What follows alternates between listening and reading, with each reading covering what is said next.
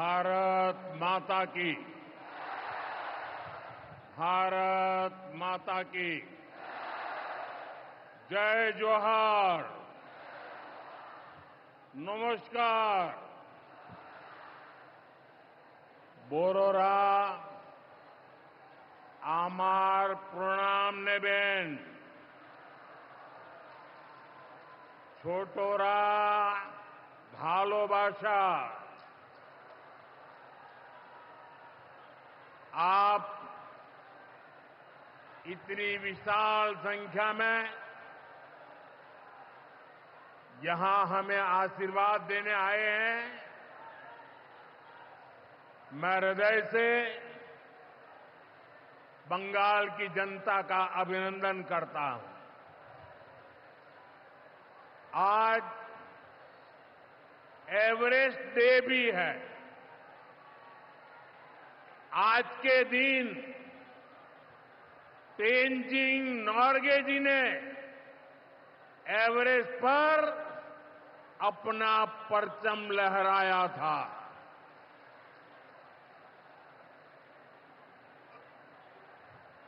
उनके सम्मान में हम भी अपना तिरंगा फहराएंगे।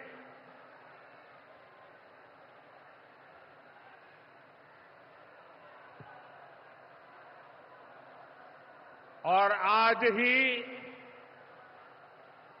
महान स्वतंत्रता सेनानी रामानंद चटर्जी की जयंती भी है। ये महान संतानें हमें प्रेरित करती है, बड़े संकल्पों की सिद्धि के लिए हौसला देती है। साथियों, 21वीं सदी में भारत नए सामर्थ्य के साथ समृद्धि की नई गाथा लिख रहा है। आज देश का हर नागरिक भारत को विकसित राष्ट्र बनाने के लिए जुटा है, दिन रात जुटा है। और विकसित भारत बनाने के लिए पश्चिम बंगाल का भी विकसित होना बहुत जरूरी है। और इसलिए पश्चिम बंगाल को भी नई ऊर्जा के साथ जुटना है। बंगाल को फिर उसी भूमिका में आना होगा जो कभी यहां की पहचान थी। इसके लिए जरूरी है कि पश्चिम बंगाल फिर से नॉलेज का, ज्ञान विज्ञान का केंद्र बने। बंगाल मेक इन इंडिया का एक बहुत बड़ा सेंटर बने। बंगाल देश में पोर्ट लेड डेवलपमेंट को गति दे। बंगाल अपनी विरासत पर गर्व करते हुए, उसे संरक्षित करते हुए तेज गति से आगे बढ़े। साथियों, केंद्र की भाजपा सरकार इसी संकल्प के साथ काम कर रही है। भाजपा पूर्वोदय की नीति पर चल रही है। बीते दशक में बीजेपी सरकार ने यहां के विकास के लिए हजारों करोड़ों का निवेश किया है। अब से कुछ देर पहले यहां सिटी गैस डिस्ट्रीब्यूशन नेटवर्क का शुभारंभ भी हुआ है। केंद्र सरकार के प्रयासों से ही कल्याणी एम्स बना है। न्यू अलीपुरद्वार और न्यू जलपाईगुड़ी जैसे रेलवे स्टेशनों का पुनर्विकास किया जा रहा है। बंगाल की व्यापारिक गतिविधियों को उत्तर भारत से जोड़ने के लिए डेडिकेटेड फ्रेट कॉरिडोर बन रहा है। कोलकाता मेट्रो का अभूतपूर्व विस्तार किया गया है।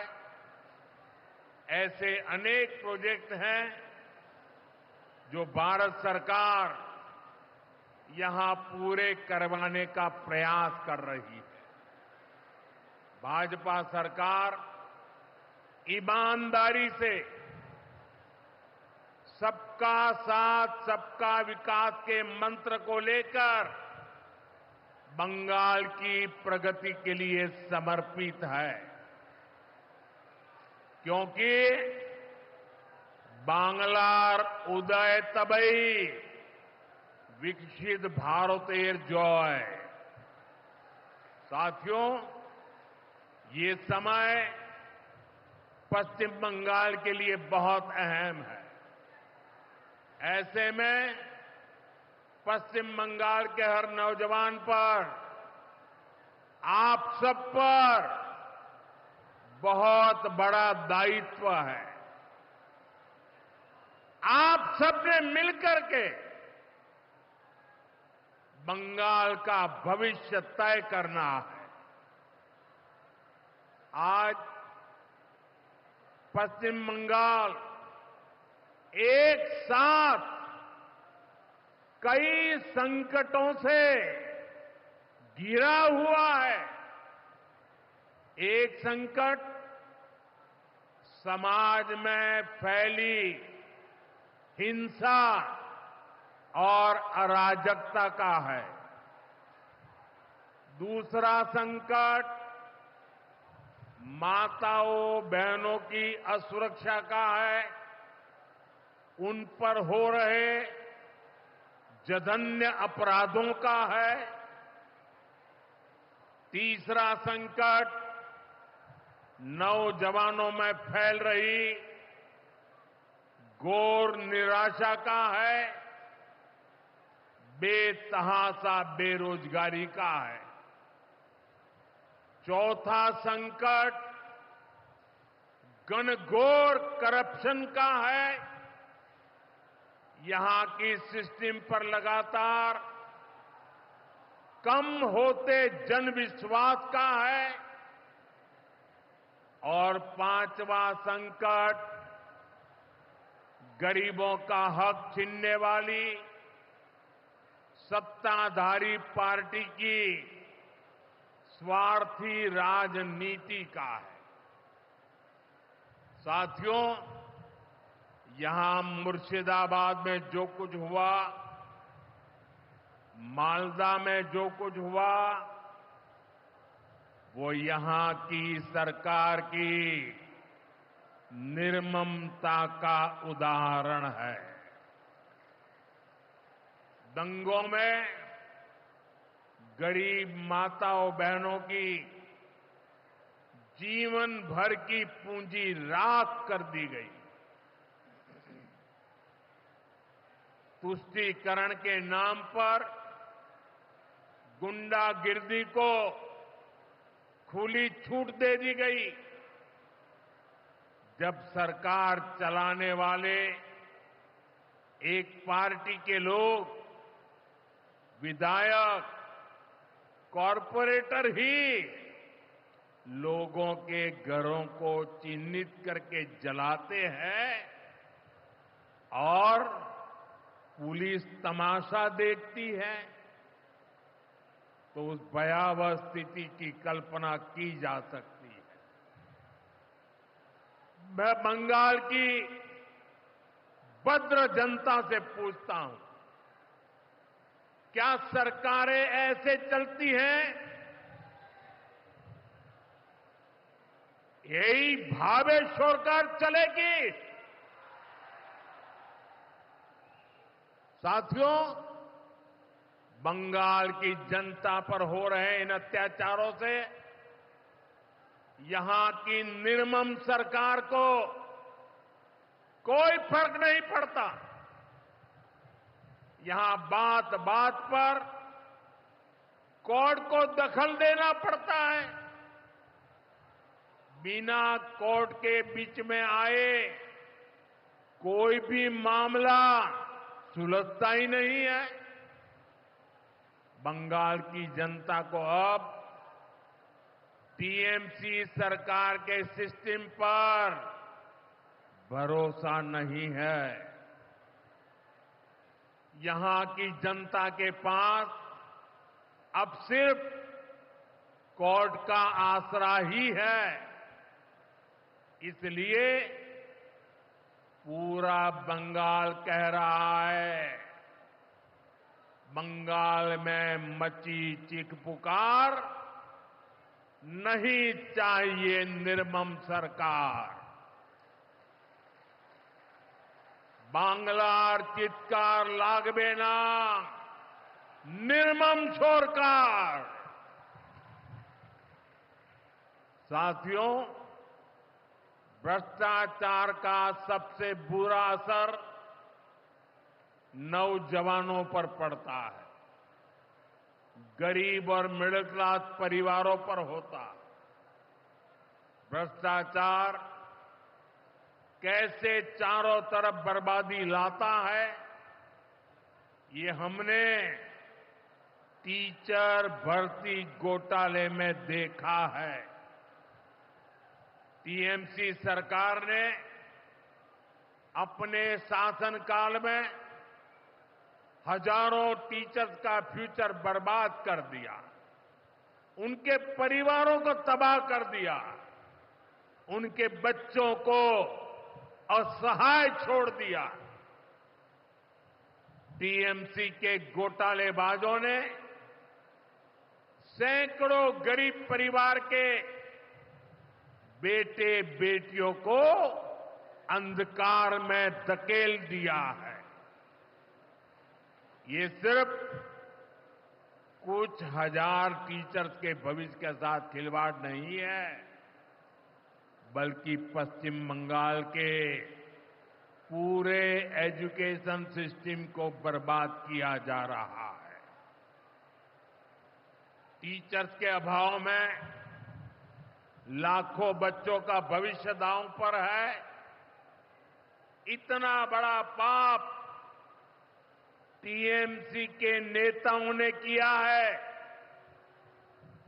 हद तो ये है कि ये लोग आज भी अपनी गलती मानने को तैयार नहीं है। उल्टा देश की अदालत को, न्यायपालिका को, कोर्ट को दोषी ठहराते हैं। साथियों, टीएमसी ने चाय बागान में काम करने वाले साथियों को भी नहीं छोड़ा है। यहां सरकार की कुनीतियों के कारण टी गार्डन लगातार बंद होते जा रहे हैं। मजदूरों के हाथ से काम निकलता चला जा रहा है। यहां पीएफ को लेकर जो कुछ भी हुआ वो बहुत शर्मनाक है।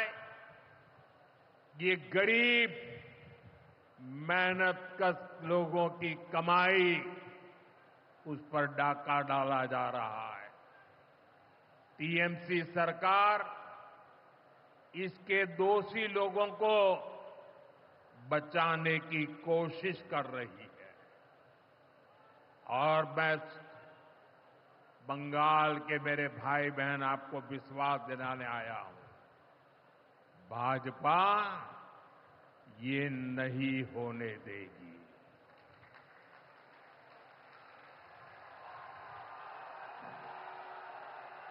साथियों, राजनीति अपनी जगह पर है, लेकिन गरीब, दलित, पिछड़े, आदिवासी और महिलाओं से टीएमसी क्यों दुश्मनी निकाल रही है। पश्चिम बंगाल के गरीब, एससी, एसटी, ओबीसी के लिए जो भी योजनाएं देश में चल रही है, उनमें से बहुत सारी योजनाएं यहां लागू ही नहीं होने दी जा रही है। पूरे देश में करोड़ों लोगों को आयुष्मान योजना के तहत मुफ्त इलाज मिल चुका है, लेकिन मुझे दुख के साथ कहना पड़ रहा है, इसका फायदा पश्चिम बंगाल के मेरे भाई बहनों को नहीं मिल रहा। पश्चिम बंगाल का कोई साथी अगर दिल्ली, बेंगलुरु, चेन्नई गया है, उसको वहां मुफ्त इलाज नहीं मिल पाता है, क्योंकि निर्मम सरकार ने बंगाल के अपने लोगों को आयुष्मान कार्ड देने ही नहीं दिया। आज देश भर में 70 वर्ष से ऊपर के बुजुर्गों को 5 लाख रुपए तक मुफ्त इलाज की सुविधा मिल रही है। मैं तो चाहता हूं कि पश्चिम बंगाल में भी 70 वर्ष से ऊपर के सभी बुजुर्गों को मुफ्त इलाज की सुविधा मिले,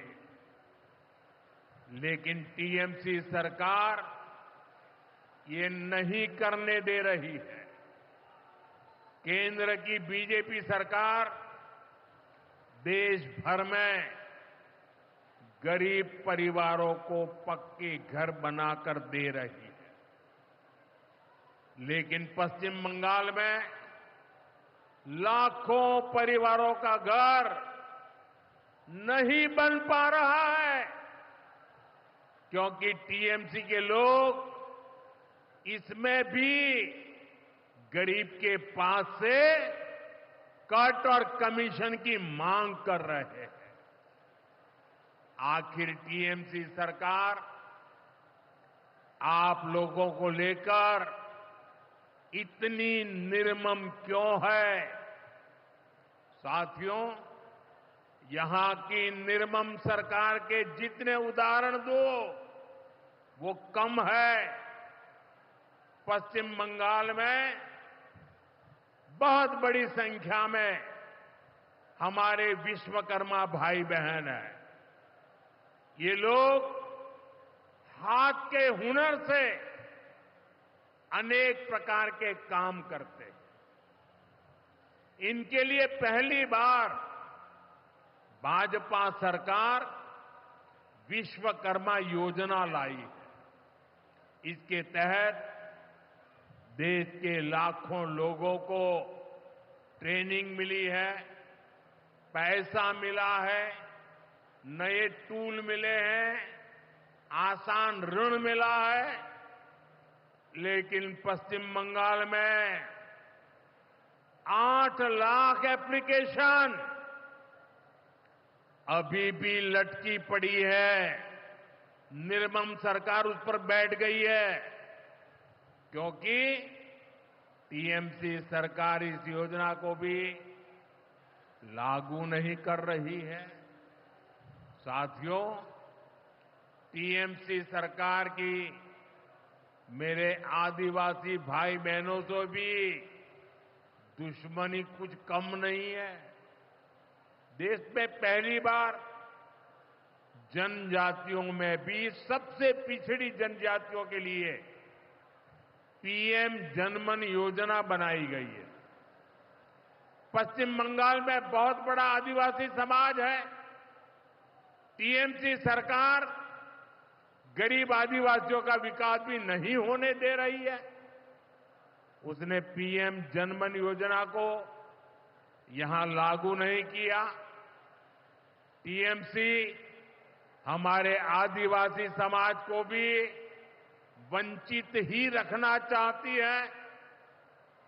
साथियों, टीएमसी को आदिवासी समाज के सम्मान की परवाह नहीं है। 2022 में जब एनडीए ने एक आदिवासी महिला को राष्ट्रपति उम्मीदवार बनाया तो सबसे पहले विरोध करने वाली पार्टी टीएमसी थी। बंगाल के आदिवासी इलाकों की उपेक्षा भी यही दिखाती है कि इन्हीं आदिवासी समाज से टीएमसी वालों को कोई लगाव नहीं है, कोई लेना देना नहीं। साथियों, कुछ दिन पहले दिल्ली में नीति आयोग की गवर्निंग काउंसिल की बहुत महत्वपूर्ण बैठक हुई। ये एक अहम मंच होता है जहां देश भर के मुख्यमंत्री मिलकर विकास पर चर्चा करते हैं। लेकिन अफसोस की बात है कि इस बार बंगाल सरकार इस बैठक में मौजूद ही नहीं रही। दूसरे गैर भाजपा शासित राज्य आए, सभी दल के नेता आए, हमने साथ बैठकर चर्चा की, लेकिन टीएमसी को तो सिर्फ और सिर्फ 24 घंटा पॉलिटिक्स करना है और कुछ करना ही नहीं है। पश्चिम बंगाल का विकास, देश की प्रगति उनकी प्राथमिकता में है ही नहीं। साथियों, केंद्र सरकार की जिन योजनाओं को यहां लागू किया भी गया है, उनको पूरा नहीं किया जा रहा। पीएम ग्राम सड़क योजना के तहत पश्चिम बंगाल के गांवों के लिए 4000 किलोमीटर की सड़कें स्वीकृत की गई। इनको पिछले साल तक पूरा हो जाना था। 4000 किलोमीटर तो छोड़िए, यहां 400 किलोमीटर सड़कें भी नहीं बन पाई है। साथियों, इंफ्रास्ट्रक्चर के काम से सुविधाएं भी बनती है और रोजगार भी बनते हैं। लेकिन हालत ये है कि पश्चिम बंगाल में 16 बड़े इंफ्रास्ट्रक्चर प्रोजेक्ट यहां की सरकार अटकाए हुए है। ये 90,000 करोड़ रुपए से अधिक के प्रोजेक्ट हैं। कहीं रेल लाइन आनी थी, रुकी पड़ी है। कहीं मेट्रो बननी थी, रुकी पड़ी है। कहीं हाईवे बनना था, बंद पड़ा है। कहीं अस्पताल बनना था, कोई पूछने वाला नहीं। ऐसे प्रोजेक्ट्स को ये टीएमसी ने लटका करके रखा है। ये पश्चिम बंगाल के आप लोगों के साथ बहुत बड़ा धोखा है। साथियों, आज जब सिंदूर खेला की इस धरती पर आया हूं, तो आतंकवाद को लेकर भारत के नए संकल्प की चर्चा स्वाभाविक है। 22 अप्रैल को पहलगाम में, जम्मू कश्मीर में आतंकियों ने जो बर्बरता की, उसके बाद पश्चिम बंगाल में भी बहुत गुस्सा था। आपके भीतर जो आक्रोश था, आपका जो गुस्सा था, उसको मैं भली भांति समझता था। आतंकवादियों ने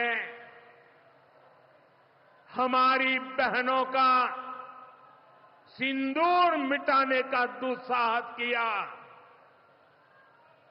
हमारी सेना ने उनको सिंदूर की शक्ति का एहसास करा दिया।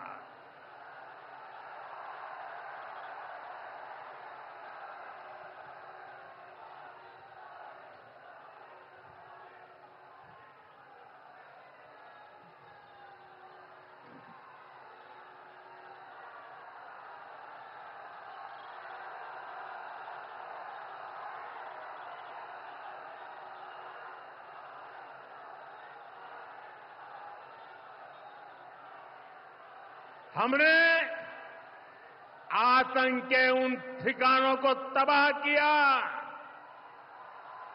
जिनकी पाकिस्तान ने कल्पना तक नहीं की थी।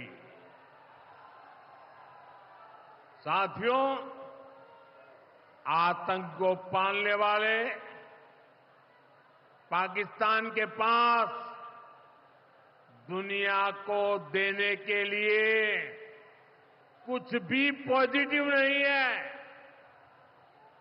जब से वो अस्तित्व में आए हैं तब से ही उसने सिर्फ आतंक को पाला है।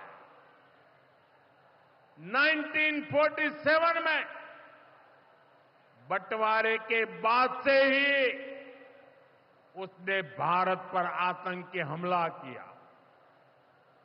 कुछ सालों के बाद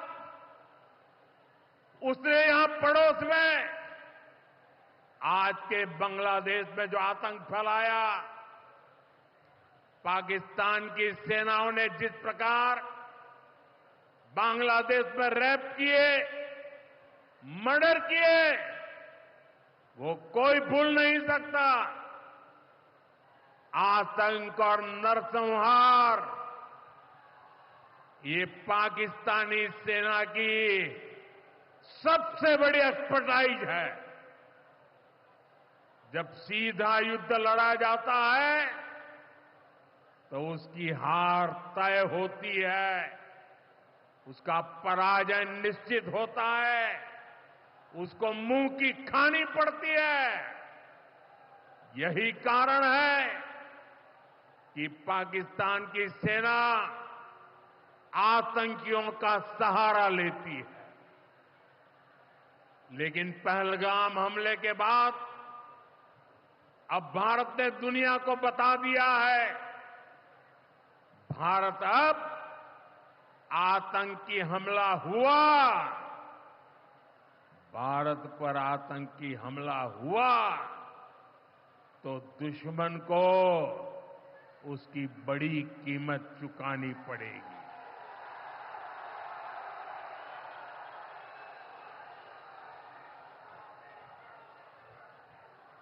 और पाकिस्तान समझ ले, 3 बार घर में घुस करके मारा है तुम्हें।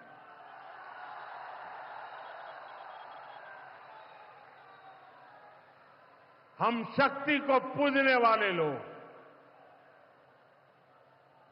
हम महिषासुर मर्दिनी को पूजते हैं। बंगाल टाइगर की इस धरती से 140 करोड़ भारतीयों का ऐलान है। ऑपरेशन सिंदूर अभी खत्म नहीं हुआ है।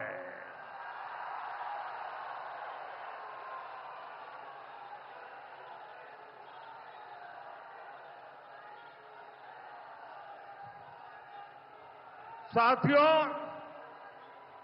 पश्चिम बंगाल को अब हिंसा की, तुष्टीकरण की, दंगों की, महिला अत्याचार की, घोटालों की राजनीति से मुक्ति चाहिए। अब पश्चिम बंगाल के सामने भाजपा का विकास मॉडल है। आज भाजपा देश के कई राज्यों में सरकारें चला रही है। देश के लोग बार बार भाजपा को अवसर दे रहे हैं।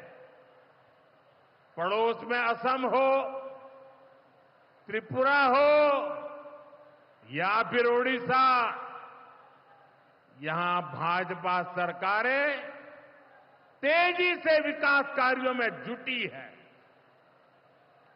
मैं बंगाल के सभी भाजपा कार्यकर्ता साथियों से कहूंगा,